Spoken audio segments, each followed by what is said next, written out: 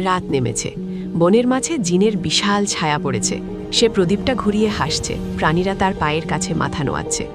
মিহির লুকিয়েছিল একটা প্রকাণ্ড গাছের আড়ালে। তার হাতে বিদ্যুতের গোলা জ্বলজ্বল করছে। এখনই আক্রমণ করব, মনে মনে বলল সে। এক লাফে ঝাঁপিয়ে পড়ল জিনের সামনে।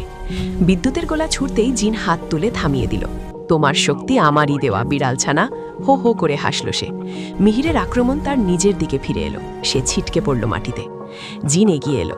আমি শুধু বন চাই না, আমি তোমার শক্তিও ফিরিয়ে নেব বলে প্রদীপ থেকে কালো ধোঁয়া বের করে মিহিরকে বাঁধতে গেল।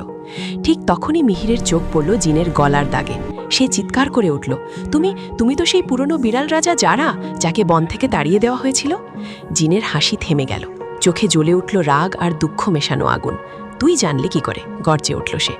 মিহিরের শরীর থেকে শক্তি কমে যাচ্ছে, কিন্তু তার মনে নতুন প্রশ্ন। জিন আসলে তার শত্রু নাকি কোনো পুরনো বন্ধু?